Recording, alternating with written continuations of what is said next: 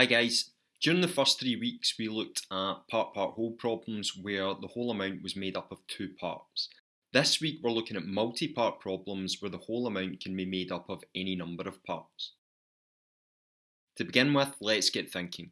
Here you can see I've got 4 different bar models that are made up of 3 parts and 4 parts. And while I'd like you to have a go at solving each of these to work out the missing number, what I'd like you to do to begin with is can you come up with problems that match each of those bars? So let's look at the first example. Here we've got a part-part whole problem where we don't know the whole amount and we can see that that whole amount is made up of 3 parts. We've got 68, 75 and 89.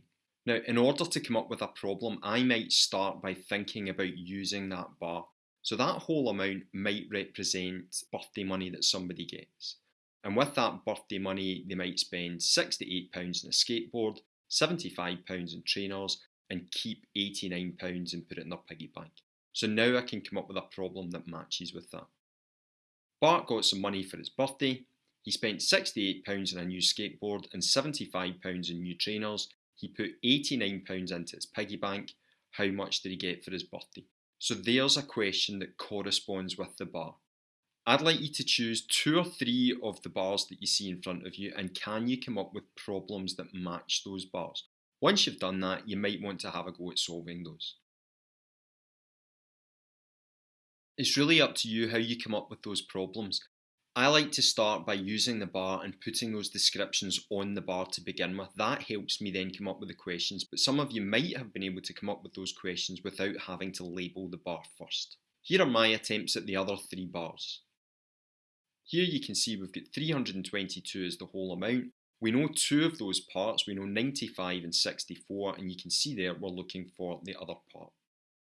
For this one, let's just say that that whole amount is the total number of members in a tennis club. That's made up of 95 men, 64 junior members, and we're trying to work out how many female members there are. Now I can put my question together. A tennis club has 95 men and 64 junior members. How many women are there if there are 322 members altogether? Let's have a look at the next one. This time the whole amount is made up of 4 parts. We know each of those parts and we're trying to work out the whole amount. So I'm going to make that whole amount the total number of athletes in the Olympic team, and each of those parts are the Scottish athletes, the English athletes, Northern Irish athletes and the Welsh athletes. Now I can put my question together. The British Olympic team has 83 Scottish, 96 English, 57 Northern Irish and 65 Welsh athletes. How many athletes are in the team altogether? And finally, for the last bar, again we've got 4 parts, only this time we don't know one of those parts. Let's think about a context again. Let's make this about sweets. So that 435 represents the total sweets, and that's made up of some blueberry, some lemon, apple and strawberry. And in this case, we're looking for the number of apple sweets. Now I can write my question. A box contains 435 sweets. There are 92 blueberry, 79 lemon, 117 strawberry, and the rest are apple flavoured. How many apple flavoured sweets are in the box? Hopefully you managed to come up with a couple of questions to match some of those bars and you went on and had a go at solving those. It's time to get investigating with a partner. Here we've got a couple of questions that I want you to have a go at analysing and solving together. Homer goes to the shop and buys a donut for £1.17 and a magazine for £2.76. He leaves with £3.45 in his wallet. How much money did he start with? And the second question, Marge reads a book every day. On Monday she reads 65 pages. On Tuesday she reads 93 pages. On Thursday she finishes the book by reading 78 pages. How many pages did she read on Wednesday if the book has 333 pages altogether? Now remember, I'm not just looking for an answer here. I want you to analyse those problems by drawing bars. I want you to use whatever resources you've got available to you in order to solve those problems. And I want you to draw pictures or number lines to help you explain how you worked out each of those problems. So pause the video for 8 to 10 minutes, have a go at analysing and solving each of those problems, and then share your ideas with the rest of the class. Let's have a look at that first problem together and see how we might have worked that out. Homer goes to the shops and buys a donut for £1.17 and a magazine for £2.76. He leaves with £3.45 in his wallet. How much money did he start with? So I'm going to start by drawing a bar to represent that whole amount. And in this case, the whole amount is the money that Homer started with. It's the money that he went into the shop with. Once I've done that, I can decide how many parts to split this bar into. Now, in this problem here, he buys a donut and a magazine, so that's 2 parts, but he also leaves with some money in his wallet. So here we've actually got 3 parts. So we're going to split that bar into 3 parts, and now we can describe those parts, and that's the donut, the magazine, and the money that he leaves with. Now that we've done that, we can put in the values we know. And in this case, we know the donut cost £1.17, we know the magazine cost £2.76, and we know that he leaves with £3.45. So in this case here, what we're actually looking for is the money that he started with, and that's the whole amount. I'm going to use place value counters in order to help me work this out. So for the £1.17, I'm going to change that into 117 pence, and I'm going to use 100, 110, and 7 ones. For the £2.76 or 276 pence, I'm going to put out 200s, 7 tens, and 6 ones. And for the £3.45 or 345 pence, I'm going to put out 300s, 4 tens, and 5 ones. Now, there are loads of different ways that we can solve this. I can see that what I have to do here when I'm trying to work out the whole amount is add those amounts together. There are lots of different ways that we can do that. Now, hopefully you've shared some of those ideas with the rest of the class. I'm going to show you just how I would work it out. So I would take those hundreds and I would add those together. I'm going to add £1, £2 and £3 together. I get £6 or 600 pence as we've got there. The next thing I might do, I could add the ones together next, but I'm going to add the tens. Now I'm not going to add them all at once. So I'm going to take those 7 tens, but I'm only going to take 3 of those 4 tens that made up the £3.45. And the reason I'm doing that is because I've added 70 and 30 to make another 100 or to make another £1. So let's exchange those 10 tens for another 100 or another £1. So now we've got £7 so far, and I'm left with 17, 6 and 15. Now the next thing I might do is just add those tens together, which gives me 20 pence. So far I've got £7.20. And what might I do next? Well, I've still got 7 and 6 and 5 to add together. You can do that in any order you want. I'm going to take the 7 pennies and 3 of those 6 pence to make another 10 pence. So I can change that into 10p. I'm left with 3 pence and 5 pence. I'm going to add those together. I get another 8 pence. So all I need to do now is add all of that together. So I've got £7, 38 pence, which means Homer started with £7.38. That was the easiest way for me to do that. That might not necessarily be the easiest way for you to do it. The important thing here is that you can work it out a way that makes most sense to you. Let's have a look at how we might solve that second problem. Marge reads a book every day. On Monday she reads 65 pages. On Tuesday she reads 93 pages. On Thursday she finishes the book by reading 78 pages. How many pages did she read on Wednesday if the book has 333 pages altogether? Now, once again, I can draw a bar to represent that whole amount, and in this particular example, that whole amount represents the total pages in the book. Now that I've done that, I can decide how many parts to split this bar into. Now, she reads that book on Monday, Tuesday, Wednesday, and Thursday. So she reads it over 4 days, so I'm going to split that bar into 4 parts. And I can name those parts Monday, Tuesday, Wednesday, and Thursday. Now that we've done that, we can put the values in we know. Now we know she read 65 pages on Monday, 93 pages on Tuesday, we don't know how many pages on Wednesday, and there were 78 pages on Thursday. We also know that the whole book is made up of 333 pages. Now that I've analysed it, I can use a strategy to help me work it out. This time I'm going to use base 10 materials, so I'm going to put 65 in Monday, 93 in Tuesday, 78 in Thursday, and I don't know how many we've got in Wednesday. That's what we're trying to work out.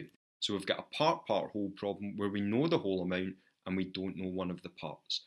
Now, as I said before, there are different ways we can work this out. I might start with 333 and take away 65, then take away 93, and then take away 78.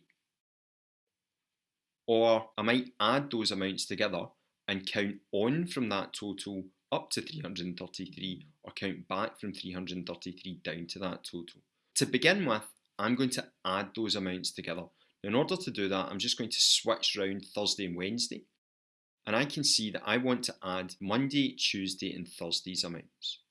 So let's get rid of those parts, and I'm just adding those amounts together. Now, once again, we can do this in lots of different ways. If I want to add 65 and 93 and 78, the first thing I might do is take those 9 tens and one of those 7 tens. And the reason I've done that is because I've made 100. So what I'm going to do is I'm going to exchange those 10 tens for 100. Now I can see I'm left with 6 tens and 6 tens. So I can double 6 tens to get 120. Once again, I'm going to take 10 of those 10s and exchange it for 100. So far we've got 220. And all I'm left to do now is add the 5, the 3 and the 8. So once again, let's make it easy for ourselves. I'm going to take that 8 and 2 of those 3 to make a 10. I'm going to exchange those 10 ones for another 10. I've now got 230. And all I'm doing now is adding the 5 and the 1 to make 6. So I can see that the total number of pages read on Monday, Tuesday and Thursday was 236, which means the number of pages read on Wednesday is the difference between 236 and 333. Now, in order to work this out, I'm going to start with that 236 and I'm going to count on to the whole amount of 333, and I'm going to record those jumps on a number line. So let's draw a number line there, starting at 236. And I'm going to count on to 333. Once again, we can do this in any order you like. You might want to add a 10, then a 10, and so on. But I'm going to start by counting on 4. And the reason I'm counting on 4 is because that takes me to a friendly number of 240. Now that I'm at 240, it makes sense to me to count on 60. And the reason I've counted on 60 is because that takes me up to 300. Now all I need to do is get from 300 to 333, so I can do that in one jump. I can count on 33, which takes me up to the whole amount. The last thing I need to do is add up those jumps. So I'm adding 60 and 33, which gives me 93, plus the 4 gives me 97, which means that Marge must have read 97 pages on Wednesday.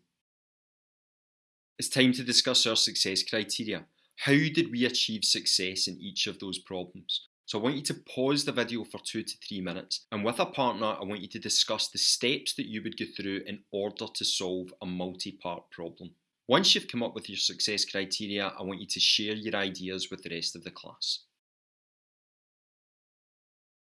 For each of those problems, the first thing that we did was we drew the bar. And we drew that bar in order to represent the whole amount. Once we'd drawn the bar, we could then describe the whole amount, and in the first example, that was the amount of money that Homer started with. Then we decided how many parts to split the bar into. Now Homer bought a donut, a magazine, and left with some money, so we split that bar into 3 parts. Once we've done that, we can then describe the parts, which was just the donut, the magazine, and the money that he leaves with. And the last thing to do when analysing it is put in the values that we know. And in this example, we knew the cost of the donut, the cost of the magazine and how much he left with, and what we were looking for was that whole amount. We were looking for how much money he started with. That then helps us make a decision about the strategy that we're going to use. I can see that I need to work out the whole amount, so I used an addition strategy. I partitioned each of those amounts and I added them up in an order that made sense to me. It's time to try that out. Can you apply that success criteria in order to analyse and solve each of the following 3 problems? Once again, there are 3 sets of numbers available in each question. I want you to choose the numbers that will suit you, that you will find challenging, not too easy and not too difficult. So for question 1, if I want to use the yellow numbers, Martin saves collector's cards. He has 58 Star Wars cards, 65 Harry Potter cards and 87 Marvel cards. How many cards does he have altogether? Question 2, I'm going to use the green numbers. Lisa goes to the shops with £31.25. She buys a book for £8.79 and a pair of headphones. She leaves with £4.27. How much were the headphones?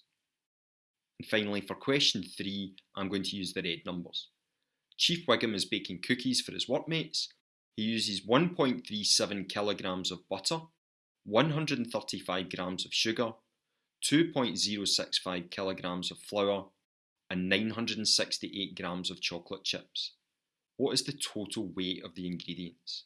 So analyse those problems by drawing bars, use whatever resources you've got available in order to solve them, and explain your thinking by drawing pictures and number lines.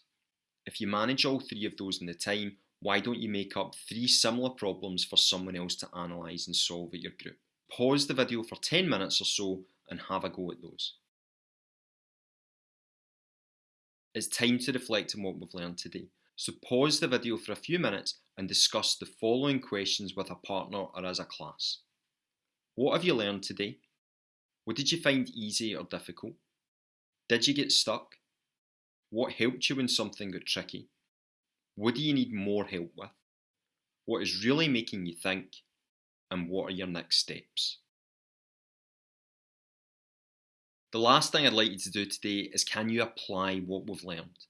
As a class, I'd like you to discuss, analyse and solve the following problem. Smithers goes to the shop and buys 2 bottles of water, a bar of chocolate for £1.38 and a magazine for £3.89. He spends £8.45 altogether. How much does a bottle of water cost?